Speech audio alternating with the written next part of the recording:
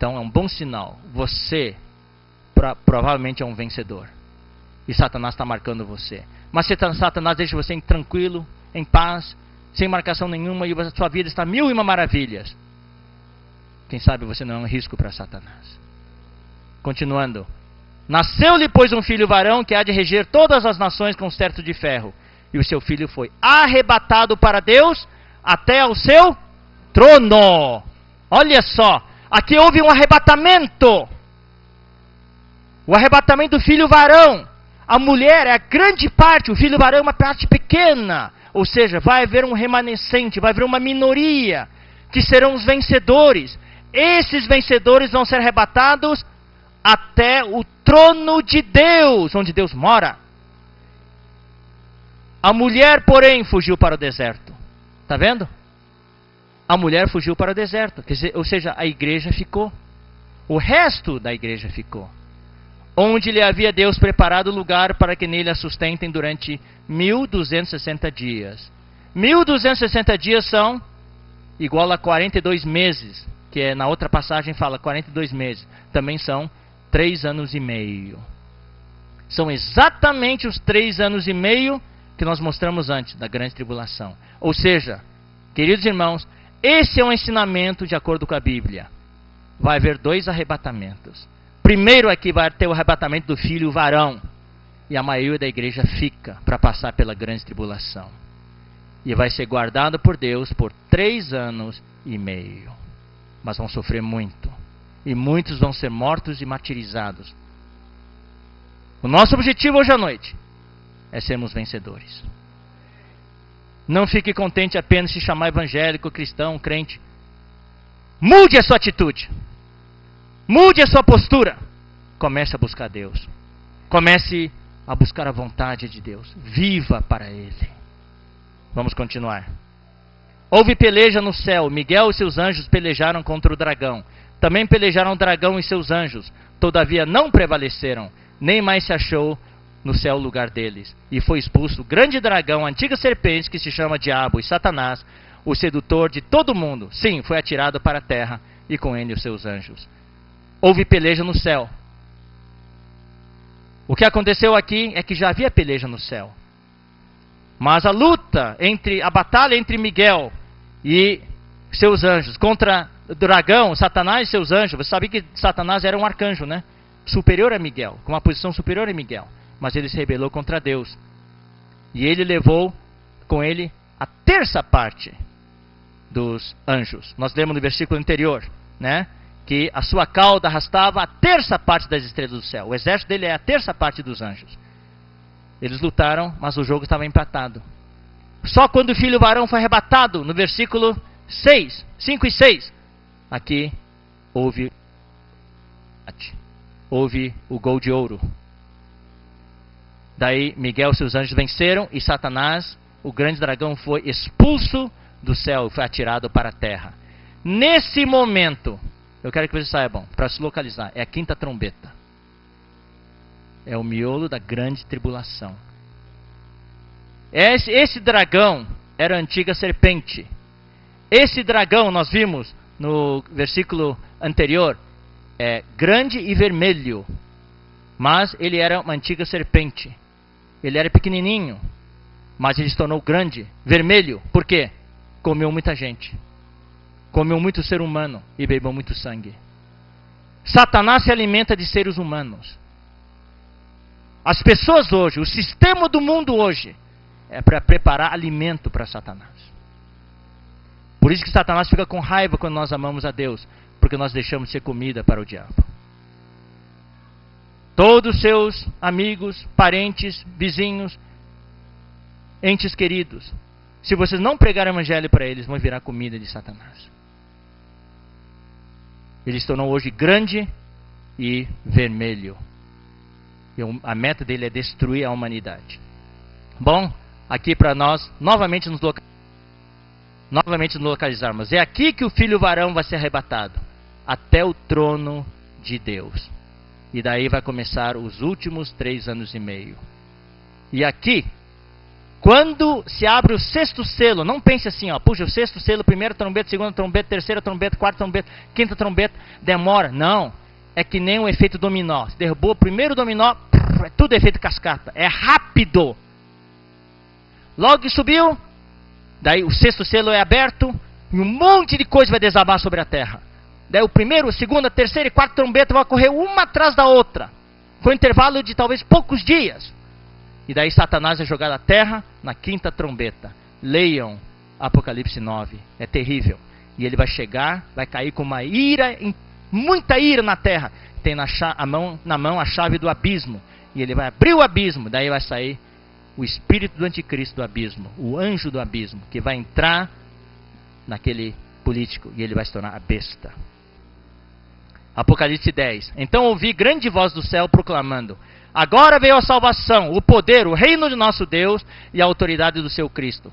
Pois foi expulso o acusador de nossos irmãos, o mesmo que os acusa de dia e de noite, diante de nosso Deus. O que Deus quer é o seu reino. Vocês conhecem a oração de Jesus, o Pai Nosso, que todo mundo ora tanto? Pai nosso que estás no céu, santificado seja o teu nome.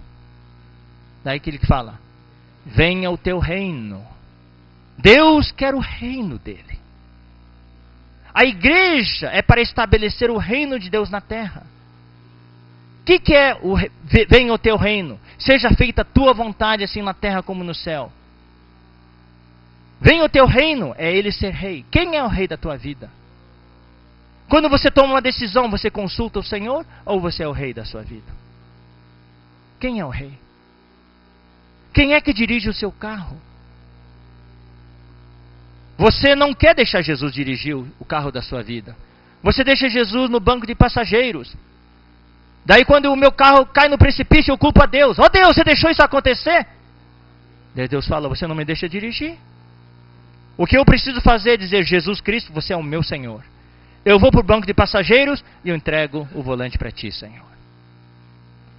Eles, pois, o venceram por causa do sangue do Cordeiro e por causa da palavra do testemunho que deram. E mesmo em face da morte, não amaram a própria vida. O segredo aqui dos vencedores é que eles conheciam o poder do sangue de Jesus. Eles não se deixavam condenar pelo diabo. Eles tinham um testemunho. Eles não só tinham papo, não só falando da boca para fora, mas a vida deles era um testemunho. E quando eles falavam, todo mundo, dos vizinhos, os amigos, sabem, esse é um verdadeiro crente. O testemunho deles respalda a sua palavra. E eles não amaram a própria vida em face da morte. Daí o versículo 12 diz: por isso festejai, ó céus, e vós, os que nele habitais. Ai da terra e do mar, pois o diabo desceu até vós, cheio de grande cólera, sabendo que pouco tempo lhe resta. Quanto tempo lhe resta? 3 anos e meio. Quando, pois, o dragão se viu atirado para a terra, perseguiu a mulher que dera à luz o filho varão. Daí ele foi atrás da mulher. Por isso que são 3 anos e meio de grande sofrimento, com muitas mortes. E foram dadas à mulher as 2 asas da grande águia, para que voasse até o deserto, ao seu lugar, aí onde é sustentada durante um tempo, tempos e metade de um tempo, fora da vista da serpente. Tempo é 1 ano. Tempos é 2 anos. E metade de um tempo é meio ano. Então 1 mais 2 mais meio são 3 anos e meio. Deus ainda ama o seu povo. Mesmo que a igreja, a parte mais fraca, a parte que não amadureceu nesta era agora, mesmo que tenha ficado na terra a mulher, Deus ainda vai guardar a igreja. Então Deus vai dar uma provisão para ela. Vai enviar a águia com as suas 2 asas. A águia é Deus. As asas da águia representam o poder resgatador de Deus. No Antigo Testamento, em Êxodo e em Isaías, Deus se comparou a si mesmo como uma águia que salvou o seu povo, que resgatou o seu povo, né? Que tirou o povo do Egito e que resgatou o seu povo das situações de perigo. Isso está em Êxodo, isso está em Deuteronômio, tá? Deus se comparou a si mesmo como uma águia. E vocês viram nos cartazes do convite desta palestra, uma águia ali em cima pintado ali na América do Norte. E Deus usa os países. Deus provavelmente vai usar os Estados Unidos. O símbolo dos Estados Unidos qual que é? É a águia. E você sabe, os Estados Unidos sempre foi defensor, né, daqueles daqueles que são refugiados de guerra e essas coisas assim. Né? Quando tem uma guerra, tem refugiados. Os Estados Unidos sempre no passado tem ajudado. Então, provavelmente Deus vai usar os Estados Unidos, tá? Ele tem os dois oceanos, Pacífico e Atlântico, como as duas grandes asas, e vai ajudar a levar a mulher para o deserto. Onde fica o deserto? Hoje, para mim, isso aqui é uma opinião pessoal, tá bom? É uma opinião pessoal, para mim está cada vez mais evidente. Muito provavelmente esse deserto será a América do Sul. E o Brasil vai ocupar uma grande parte. O Brasil é um país abençoado. Não reclame muito desse país. Não reclame muito desse país. Os meus pais vieram do exterior também. Eu não nasci aqui, eu vim do exterior. Eu viajei por todo o mundo. Não há nenhum país como o Brasil. E o Brasil hoje está começando a despontar. Deus está preparando. E a igreja no Brasil está ficando cada vez mais forte. Deus está preparando este lugar para ser o deserto. Vamos orar por este país. Amém? E ali Deus vai sustentar a mulher, a igreja, por 3 anos e meio. Então, aqui nesses 3 anos e meio, especialmente durante a grande tribulação, aqui é o miolo da grande tribulação, 5ª trombeta, 6ª trombeta e 7ª trombeta. Ali Deus vai guardar essa mulher, que é a igreja, no deserto.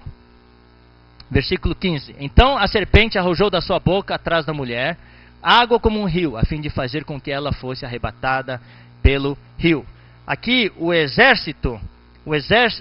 rio aqui representa os exércitos. No Antigo Testamento, toda vez que Deus advertia o seu povo de que iria castigá-lo, porque eles foram atrás de ídolos, Deus iria enviar o exército dos babilônios, dos assírios, dos egípcios contra Israel. Ele sempre comparava esses exércitos como rios. Tá? Então, provavelmente, o Satanás, que é a serpente, vai enviar vários exércitos atrás da igreja para exterminar a igreja. Mas Deus vai socorrer a igreja de uma maneira milagrosa. Assim como no Antigo Testamento, aqueles rebeldes que se levantaram contra Moisés, contra Arão, se levantaram contra Moisés e a terra se abriu e aqueles rebeldes foram tragados vivos, né? Então, Deus também vai fazer algo milagroso e a terra vai abrir a boca e engolir o rio que o dragão tinha arrojado de sua boca. Daí irou-se o dragão contra a mulher e foi pelejar contra os restantes da sua descendência, aqueles que ficaram. São 2 categorias do povo de Deus que fica. Primeiro, os que guardam os mandamentos de Deus. Quem são esses?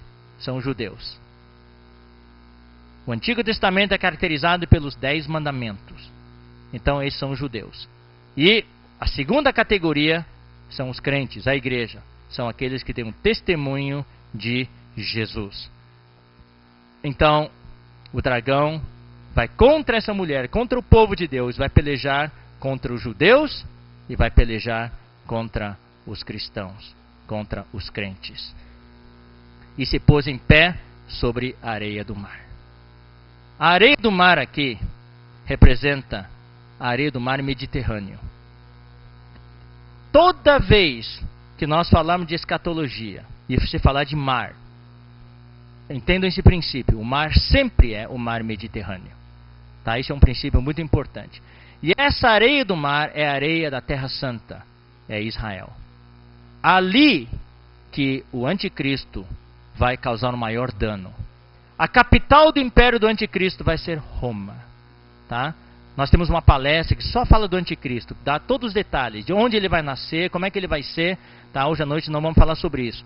Mas, apesar do capital político dele ser Roma, a sua área de ação vai ser principalmente em Israel. Então a história de Israel está totalmente vinculada com a vinda do Senhor. E eu vou dizer uma coisa: orem por Israel. Orem por Israel. Nós devemos amar judeus, palestinos, árabes, amar todos. Mas no plano de Deus, Israel ocupa uma posição muito, muito especial. A Bíblia fala, quem abençoar, Deus falou para Abraão, quem abençoar Israel será abençoado. E quem amaldiçoar Israel será amaldiçoado. Aqui não é uma questão de preferência humana, queridos irmãos. Eu falo isso no temor do Senhor. Aqui é uma questão de conhecer a vontade de Deus. Israel vai ter um papel muito, muito importante naquele reino milenar, tá? Que nós falamos há pouco, naqueles 1000 anos. Claro que a igreja vai ter o papel mais importante, mas Israel é o povo escolhido aqui na terra, e nós somos o povo escolhido celestial de Deus, tá? Então, aqui o dragão vai correr atrás da mulher e vai tentar destruir o povo de Deus. Isso vai ser durante a grande tribulação. Então, vamos falar um pouquinho agora sobre esse arrebatamento aqui. Então, nós vimos naqueles versículos que o filho varão vai ser arrebatado aqui, antes do 6º selo. Quando o filho varão é arrebatado, fica a mulher. A mulher vai passar pela grande tribulação. E no final da grande tribulação, aqui você vê outra área azul e outra seta azul aqui. No final da grande tribulação vai haver outro arrebatamento. Só que dessa vez é o arrebatamento do restante do povo de Deus. A maioria. A maioria. Aqui, os vencedores são arrebatados até onde? Até o trono de Deus. No Sião, Monte Sião Celestial. Aqui os crentes vão ser arrebatados até onde? Até as nuvens, nos ares só. Eles não vão até o trono, vão ficar no meio do caminho. Tá? Isso é muito importante. Aqui, todos vão ser arrebatados. E aqui nas nuvens vai haver o tribunal de Cristo. E Deus vai julgar. Julgar-nos de acordo com o critério do azeite nas vasilhas e de acordo com o critério dos talentos que nós multiplicamos ou não multiplicamos. Deus vai nos julgar de acordo com o critério do nosso crescimento e amadurecimento espiritual. E vai nos julgar de acordo com a obra que fizemos diante dele. Em 1 Coríntios capítulo 3, Paulo lança uma palavra de advertência. Não só façam a obra. Não vão atrás de volume de obra. De muita gente, grande volume, e prestígio, e popularidade. Paulo falou, cuidado como vocês edificam. Eu lancei o fundamento, que é Cristo, mas tomem cuidado como edificam. Cada um tem que ver como vai edificar. Se vão edificar com ouro, prata e pedras preciosas, ou vão edificar com madeira, feno e palha. Madeira, feno e palha dá volume, mas você põe fogo, queima imediatamente. Mas ouro, prata e pedras preciosas pode ter pouco volume. Você põe fogo, não queima. Ele permanece. Permanece. Hoje, talvez, muitos estejam correndo atrás de grandes números, de volume, de popularidade. Mas Deus vai julgar tudo isso. Lá em Las Vegas, uma vez, um hotel luxuoso pegou fogo. Queimou, foi pro chão. Queimou tudo. Daí quando os bombeiros foram fazer rescaldo, tudo que era madeira, queimou. Palha, queimou. Mas aquele hotel era enfeitado com muita coisa preciosa. Tinha muita pedra preciosa, muita prata, muito ouro. No final foi encontrado o ouro, prata e pedras preciosas. O que é precioso não queima. O ouro representa a natureza de Deus. A prata representa a redenção de Cristo. E as pedras preciosas representam a obra transformadora do Espírito Santo. Madeira, feno e palha representam a nossa obra humana. Então nós temos que tomar cuidado. Deus vai julgar a nossa vida e a nossa obra. E uma vez que julgados, Deus daí, ele vai descer à terra, aqui. Depois, isso aqui já é a 7ª trombeta. A Bíblia fala, quando soar a última trombeta. Se lembram? 1 Coríntios capítulo 15, quando soar a última trombeta. 1 Tessalonicenses 4 fala, ao ressoar da trombeta. Daí os santos serão arrebatados. E daí depois do julgamento, Cristo vai descer aqui, no final da 7ª taça, e vai estabelecer o seu reino milenar aqui na terra. E vai julgar as pessoas incrédulas que ficaram na grande tribulação. E isso está no final de Mateus capítulo 25. Daí ele vai separar os cordeiros dos cabritos. Não vamos falar em detalhes, só quero que vocês saibam, cordeiro e cabrito não tem nada a ver com a gente. São as nações, são os incrédulos. Vai depender de como eles ajudaram o povo de Deus durante a grande tribulação. Se eles os alimentaram, os cuidaram deles ou os perseguiram. Você sabe que durante a grande tribulação, quem não tem a marca da besta na fronte, na mão direita, não vai poder comprar nem vender. Tá? Então, eles vão depender da bondade dos incrédulos, aqueles que têm a marca da besta. Então, muitos vizinhos, amigos, vão suprir, tirar a comida da porção deles e vai suprir para os crentes que ficarem na grande tribulação. Mas tem outros que vão denunciar. E daí os crentes vão para a cadeia e alguns vão ser mortos. Tá? Então Deus vai julgar os incrédulos aqui. Bom, e para terminar, rapidinho, só ler alguns versículos para incentivar todos nós. A vinda secreta do Senhor e o arrebatamento dos vencedores antes da grande tribulação. Essa é a nossa meta. Esse é o objetivo desta palestra. Daí o versículo fala o seguinte, Apocalipse 10:1. Vi outro anjo forte descendo do céu, envolto em nuvem, com um arco-íris por cima de sua cabeça. O rosto era como o sol, e as pernas como colunas de fogo. Apocalipse 10:1. Esse anjo forte é Jesus, na sua vinda. Mas observem, ele vem envolto em nuvem. Está dentro da nuvem, secreta dele. Jesus tem duas vindas. Antes da grande tribulação é a vinda secreta dele. Depois da grande tribulação é a vinda pública dele. Tá? Antes da grande tribulação, a vinda secreta dele é para arrebatar os vencedores. E depois da grande tribulação, na vinda pública dele, é para arrebatar o restante dos santos, do povo dele.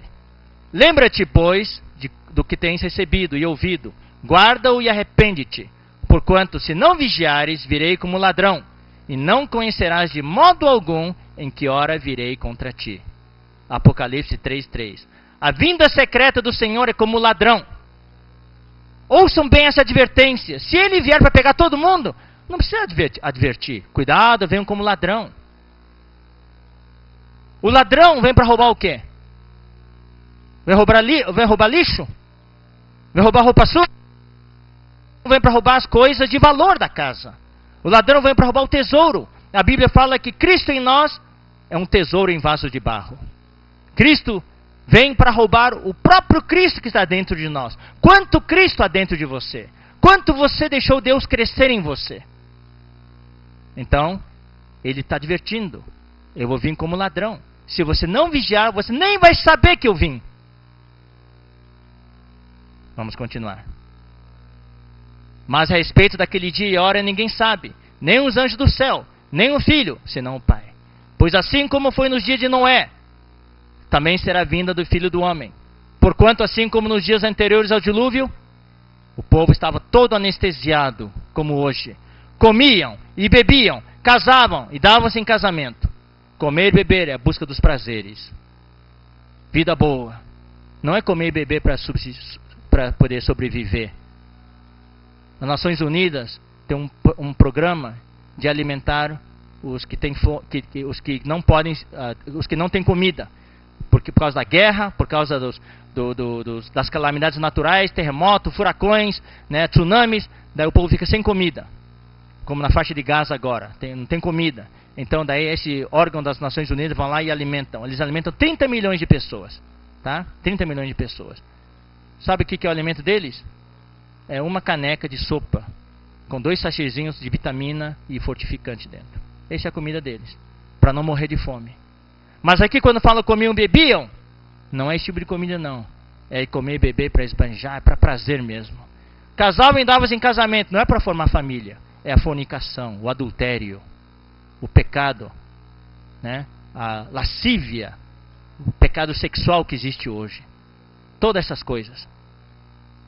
Até o dia em que Noé entrou na arca, e não o perceberam, senão quando veio o dilúvio e os levou a todos. Assim será também a vinda do Filho do Homem. Isso está em Mateus 24. Então olha só. 2 estarão no campo. Um será tomado e deixado o outro. Está vendo?